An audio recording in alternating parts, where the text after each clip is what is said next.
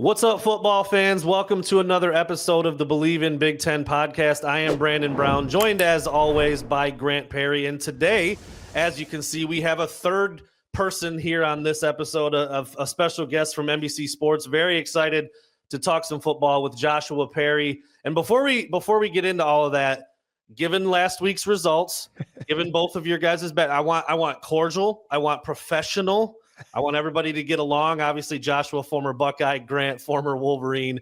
We'll talk about that briefly because that doesn't really Michigan's angle doesn't factor in a ton to the Big Ten picture here at this point. But Joshua, I would assume you were locked in. I'm sure you're very happy with the result. Just give us, me and Grant were talking just now before you jumped on. Give us your quick take on how that game went, and just the emotion surrounding it after, a little bit of a lull from the Buckeye Nation for a while there. It's been a while since 2019. I'll put it like that. It was a lot of fun watching it. There's a lot of emotions that go into that rivalry. Grant knows this. There's a lot of pride that comes off of getting the win there.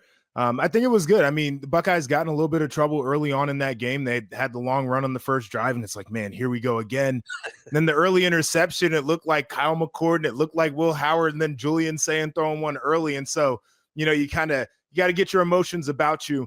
But the way that they did it, going out there, executing the deep pass when they wanted to, but really at their best when they controlled the line of scrimmage on both sides. That's where the game started to tilt. The 20-play drive was insane. It felt like that was the true dagger there.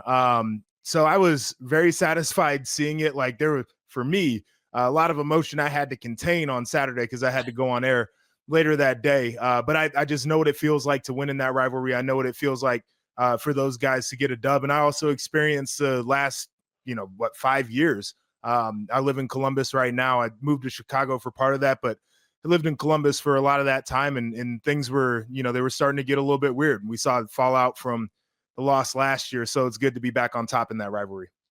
Grant, if you'd like to take a minute on the flip side of the coin, you've been riding high for a few years, but 2025, it comes to an end. Yeah, I mean, riding high, but I've been on borrowed time. Like, I never beat Ohio State personally. Like, that's never been my claim. So I've been riding these past, few years of the Wolverines trained. Question before I just keep going. Do you think that Jeremiah Smith catch was a touchback? That's going to be the question. So, and I don't think it changes the game. I think Ohio State still comes on top, but that I can't get my mind off that play for some reason. As a receiver, of course, right, Grant? Yeah. Mm-hmm. So Terry McCauley, who works for NBC, is one of the rules analysts. He put out a long tweet about it, and it was wild to see because basically the conclusion that he came to was it's up to interpretation on what you think control is on that specific play. To me, I could have gone either way on it. Like, if they would have taken it off the board, you wouldn't have seen me throwing chairs or anything. Like, I totally get where that's at, and you well know, like, if you don't have to reach the ball, then you don't reach the ball. Like, there's no reason to be shifting the ball at that point. So that's kind of like you got to take that one as a coaching point. But I'm not mad that they let it stand. I'll put it like that. 100%. No, that's awesome. Just thinking about the game, I definitely think Ohio State, and they came out a little bit shaky at the beginning, which gave me some hope early on, and which then let it down pretty hard. But it felt like Ohio State, and more so with how they've won throughout the season. You look at the scoreboard, it's 35-10, 35-7. Talk a little bit, and you may have some insight on how Patricia has not changed, but just enhanced that defensive culture. And then also just it felt somewhat like Ohio State just took a page out of what Michigan has done the past few years and just controlled the line of scrimmage, controlled the ball. Because it literally felt like in that second half, they just literally were pushing Michigan's head down. Like, you can't get near us. You can't get near us. But yeah, that's my take on that. Talk a little bit about Patricia if you have any insight on him as well.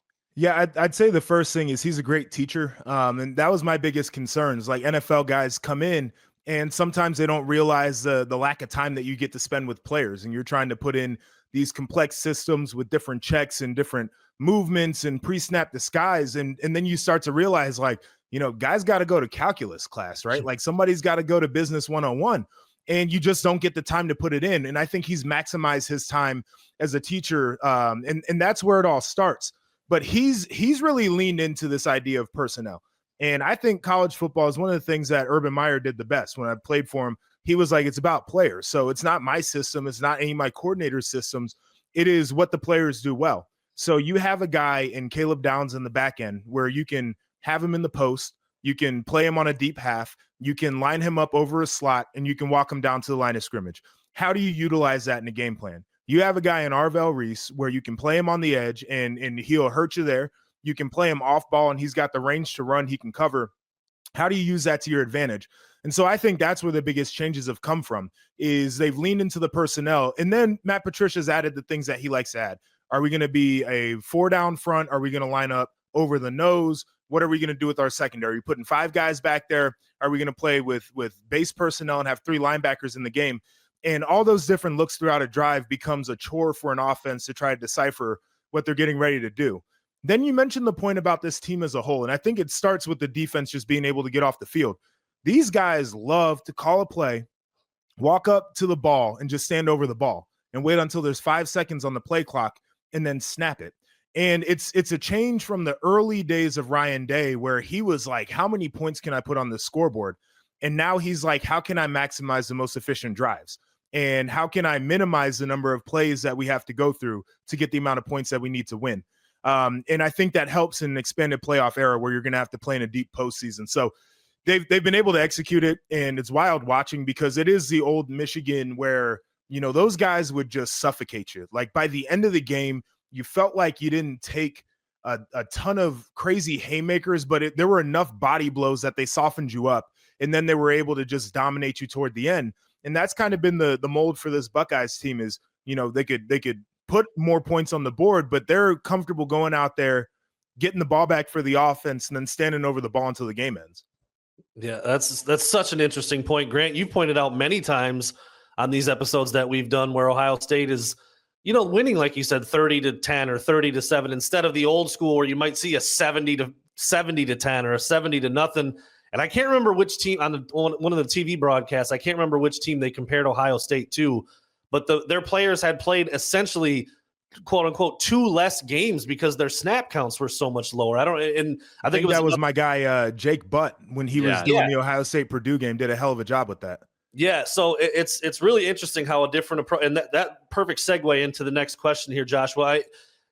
Ohio State is the current defending national champs, but this team feels so different. Like how can that be? How can they be so different, but still they're at number 1 and they're the favorite to win it again? It's a wild thing. Like this offseason, I was sitting there genuinely asking the question, like, what does this year look like? And there was always the idea that it could be a 12-0 regular season. Like that's the ceiling, almost the expectation.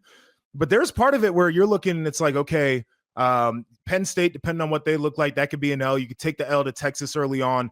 Michigan, like never taking those boys lightly ever again. Like that could be, so you're looking at 9-3 maybe as a floor for this team. And I think it's just the overall development. Like I said earlier, the idea that they play well to their personnel, but Julian Sayin, his development has been huge for this team. And the idea that Jeremiah and Carnell are playing at the level that they're playing is a big deal. The fact that Ohio State figured out that Bo Jackson can give you 100 yards a game, and like the last 4 games of the season, they really started to figure that out. That became a big deal for them. And it's allowed them to be able to operate differently on offense. And then the defense, I can't even tell you where to start. Like Caleb's a huge reason why. Arvell certainly is a big reason why. They lost a lot of guys from that defense last year, a lot of guys that went to the NFL. Then Caden Curry becomes a player. Caden McDonald steps up. Sonny Styles quietly, like, you know, one of the top 3 or 4 linebackers in America right now. Nobody talks about the guy because Arvell gets all the headlines. And so I think it's this idea of some of those guys stepping up that in the preseason nobody was talking about. And they didn't necessarily, and Sonny's a different thing in that equation, but like some of these guys felt like they weren't a big part in that run last year, and they wanted to create their own legacy at Ohio State, which I think was important. And the question here is, how much of the difference in offense, because we talked about Jake Button and what the point he brought up and how this offense is slowed down a little bit, but is so methodical, and they'll get to 35 points and the defense will hold the team to 7. How much is that Ryan Day versus Hartline calling the plays? You know, like who is kind of made that change or helped influence, the way that they go about offense now? So I think it's been a big collaboration, and Ryan Day's done a great job of kind of letting the assistant coaches execute their roles during a game week. But he's the guy, right? Like the reason he got hired to begin with was because he's this great offensive mind. So it's a lot of his DNA there. But you've got Bowen, who is the offensive line coach and the run game coordinator. Like I think that was a big tactical move they made in the offseason when they elevated Brian Hartline, because Hartline has been a guy who spent all of his career basically on the periphery of the offense. He's a wide receiver. He's a wide receiver coach. And you need somebody who's more dialed into run schemes and pass pro. And so I think it's all come together very well.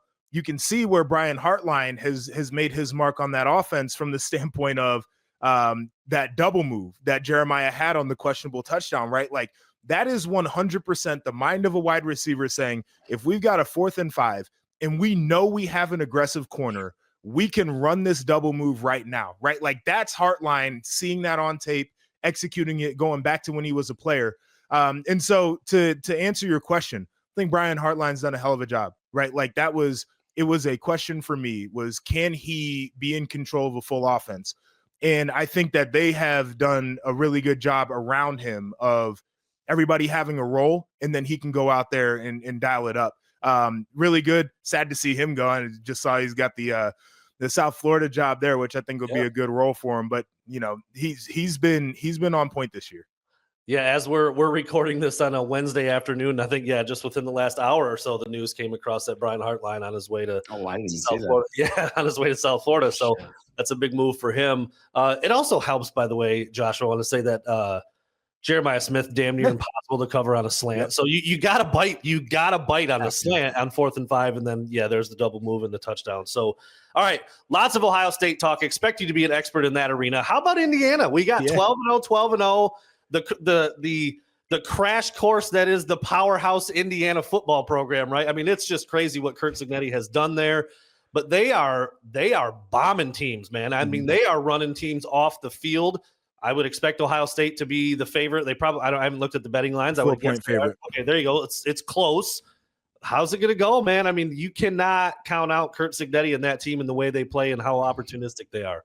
No, I mean, just put it out there. Like Curt Cignetti might be the best coach in football right now. I mean, what he's done at Indiana, a place that historically is known for losing, and then coming in back-to-back years and being able to bring winning, but also doing it with guys that he developed and then identifying impact players out of the portal. Fernando Mendoza has been a revelation of college football. And if you watch some of the, I guess you got to call it ACC After Dark now, if you watch some of that last year, you saw a guy who's very talented, probably held onto the ball a little bit too much, took some sacks behind a bad offensive line. You get Fernando into the system with Cignetti, with an offensive line that plays extremely well together, knows how to protect, almost never in a wrong protection situation. Get them on RPOs early in the year and then work and develop the drop back game. Like the offense starts to explode. Omar Cooper Jr. and Surratt, those guys are playing in the NFL. Those are NFL players, right? And so like when you start to talk about Indiana and like how do they measure up, you got to say like they've got NFL players. By the way, when the pass game's not working, they've got a few backs that they like to roll in there and they can run it for 300 on you. And then on defense, great disguise, great pressures. The D-line loves to move. I think the D-line's a group that probably is better as a whole than the individual parts, but they're really good. You got a guy in Aiden Fisher in the front 7 who's just all over the football field. And then you want to talk about more NFL players. D'Angelo Pons playing corner is one of the best players in America. And they feel like they can get in a man-to-man and he can take away the best receiving option for the other team and they can have success doing that. That's how you get an Indiana who just repeats what they did a year ago. And I think Vegas has got it right. Should be a close game. Indiana certainly more tested this year, going to Autzen, going to State College. You got to go to Kinnick, right? Like that's not an easy place to play. So I'm excited to see him. And like I said, man, Cignetti, evil genius, like hell of a ball coach, and he's going to have it dialed up. Now, obviously last year, you guys, Ohio State had the loss to Michigan, which a lot of people kind of credit like their playoff run, like it turned them on and you guys were moving. If things versus Indiana kind of don't go the way you want them, do you see this as a possible launching point throughout the playoffs? Is this an opportunity where if say Indiana comes out with their best game, they're in their backyard Is this a game that could be resemblant of the Michigan game last year that propels this Ohio State team to the finish line again? You asked the question when you watch Ohio State this year is how much have they learned about themselves? Because they had the Texas game early and then they had the Michigan game. It's kind of bookends. And in between that, they hadn't been pushed. They hadn't really been tested. Penn State pushed them for a half. They came out in the second half and annihilated that football team. And so I think the thing that would happen if they lost to Indiana is now they start to learn. And it's a quick turnaround to the college football playoffs to install whatever you had to learn about yourselves. But I think that's what happened against Michigan last year. People talk about the players only meeting and those guys using their voice in there. But I think it was a big step back, and it's like, okay, what did we do game plan wise, and why did we do it like that? Like where do we need to be better? Like, what did Michigan see where they said, oh, we can play a nasty game and get a dub? And so I think that's probably the biggest unknown about Ohio State is it this game? Is it one of the playoff games? Is there a moment where they have to figure out on the fly some of the things they maybe didn't know about themselves because they hadn't been tested? There's the other side of that too, though, where it's like, maybe this team is just that good. Like maybe they're just so good that they can go out there and they can cover the spread in every game that they play. And there's not really a worry about being pushed. I'm not sure that's the actual case. And I think Indiana would be the first team to really give them that test. But I think Ryan Day is in a spot as a head coach where he's very much trying to learn lessons and not replicate mistakes that he's made in the past. Joshua, we've talked about several players for both teams now at this point. Who do you think needs to be the biggest difference maker for each team? Is it a layup guy like a Jeremiah Smith and like a Fernando Mendoza, or is there like a dark horse X factor kind of guy on both sides of the ball for both teams that you think is going to be the difference in the game? Well, I'll give you this for Fernando Mendoza, and they're playing this game in Indianapolis. I'm sure Indiana fans are going to try to fill up Lucas Oil. But his splits away from home this year have not been great. It's when he's thrown the interceptions, hasn't had a ton of touchdowns. That offensive line goes from giving up a 10% pressure rate to giving up, I think it's 36% pressure rate when they're away from home, right? So Fernando Mendoza, the biggest criticism I have of his game is when the rush is on him, he starts to look at the rush. And you see his feet start to get out of whack, and he doesn't step into throws. And that's where you get him maybe not playing at his A game. So I think in this game, he's going to have to handle the front for Ohio State, and they're going to have to make sure that they've got everything protected for him. So I think it's really the quarterback offensive line combination for Indiana where I'd say they have to be on point.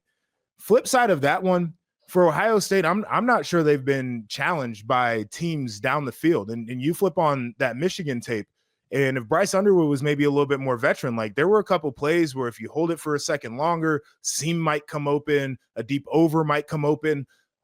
Fernando Mendoza, if he's in a pocket where he's protected, he's hitting those throws. He's an NFL first-round quarterback. He's not missing those reads. And so I think this secondary, and I go back to the Purdue game that we mentioned earlier, right? Like Purdue was hitting them on the seams a little bit. There was some space back there in the secondary. Like I think they're going to have to be tightened up, no penalties, but just creating really difficult windows to throw into if Ohio State's going to be successful. This question is a little bit off topic, but it involves two key players for this week's game. And been kind of a quiet year in the Heisman race. Julian Sayin, Fernando Mendoza, and Diego Pavia right now, according to FanDuel, are the top three candidates. Do you think one of them is deserving of winning it this year? And I know people like to compare, like you compare this year's best quarterback to, Tim Tebow, and the stats don't look anywhere similar. So that's not necessarily a fair assessment. But do you think a candidate like Jeremiah Love, a running back that, a position that hasn't won it in some years, may be more worthy this year versus a Fernando or a Julian? Yeah, so Jeremiah Love, if you were to put together like a Heisman reel of highlight plays, like his tape would be longer than everybody else's tape, right? Like that's the thing that stands out. There's also this question where, and I don't have a Heisman vote, but if I did, I'd be like, okay, but against Syracuse and against Boston College and some of the teams that they played, like when you had the opportunity against Miami, when you had the opportunity against A&M, it didn't look the same. And so I think that's kind of the downgrade there, but there's no denying his impact for that team has been substantial. when I look at the quarterbacks, the Diego Pavia thing to me feels like a lot of story. And I've been going in on this whole thing, like, guy transfers, he's not the right size, he's at Vanderbilt, whatever the case is. In his biggest games, he has been buns. He has not been very good. In the one game that was a big matchup where he was good, it was just the fourth quarter of the Texas game. The first 3 quarters, he didn't do anything. Like, he's out of it to me. The Fernando Mendoza, Julian Sayin thing is going to come to a head on Saturday. And Fernando got that big bump off of the comeback against Penn State. That was a phenomenal moment. It was a hell of a drive, really gutsy out of him. My biggest question there was always like, okay, number one, do you have to be down to like have a moment? Because like that's not Julian's fault that they were never down. Yeah. But number two was Penn State, right? Like this is a team that was barely bowl eligible by the end of the year. Like, are we putting too much into that?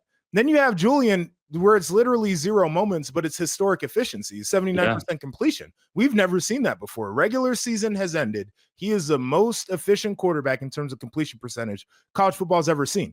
To me, that's a Heisman-worthy stat, but we just haven't seen big Heisman moments from him. Saturday will determine it. If one of these quarterbacks goes out there and has a great game and their team wins, they're probably winning the Heisman Trophy. If both of them play a little bit icky and it's a nasty game, then we open up the door for some of the other contenders in terms of Pavia and in terms of Jeremiah Love. We'll see. I like that take. We'll see if we've got time to come back to one more big picture topic with the college football playoff in general, kind of across the board. But Big Ten specific, Joshua, Penn State, oh boy, a little bit of a mess, little yucky. You use the word icky, you use the word buns. We can talk about that with Penn State for a minute. Today is National Signing Day. Their fax machine is crickets. They don't have a head coach. I don't know if they have a top candidate. What is going to happen with the Nittany Lions, man? It's bad. I just looked before I came on here. They are 150th, their recruiting class today. Wow. I mean, it's insane. And it's a tone shift. When they fired James Franklin, everybody's like, oh, we're first in line. We're the best job. We're going to get somebody great. And then 2 months later, you're sitting there and you've been turned down by everybody. And none of the big fish, Marcus Freeman they called, and Kalen DeBoer, those guys barely answered the phone. They thought they were getting Kalani Sitake. He's like, no, I'm going to stay here on the West Coast and do what I'm known to do. And by the way, I'm going to get a big raise doing it. Clark Lee got a big raise. Like everybody got a raise off of this job. And I think Penn State miscalculated a couple of things. Is number one, it's a tough look when you fire a coach who's won 10 games perennially and was in the college football playoff semifinal. Regardless of how this year went, that like coaches are going to be like, okay, it's a little bit of a pressure cooker. Secondly, declaring that your next coach is going to win a national title when I've never seen Penn State win one in my lifetime becomes a little bit of a tough spot for them. And then Penn State is a place, right? Like I love the stadium. I love the fans. It was the hardest place I ever played. I have a lot of respect for that program. It's a bit of an outpost. It's hard to get to, a little bit difficult to recruit. So I don't know what they do. Pat Kraft is painting himself into a corner. I'm curious to see how they come out of it. But this was probably not the expectation when in October they were like, James Franklin, go to the curb. And by the way, James Franklin's class looks pretty good right now. I think they're 21st right now. By the way, James Franklin might be in the college football playoff next year in the ACC. Who knows? So it's a weird spot for them right now. Yeah, there's some storylines brewing with that. Like, there was a kid locally here that just switched over. Benny Azuka was a 4-star guard, and he just went to Vodtech. And that's the thing. We're talking with Brandon. It was like I understood, didn't agree with, but I understood why they let go of him early. But I thought they should have played it out and let him rightfully finish the season. And now they find themselves here in no man's land. Do you have any coaches are getting taken and picked up and picked up by all these schools? Do you have any idea of do they keep the interim right now? Do they have a lower level name that maybe isn't floating around? Like any ideas on where they go?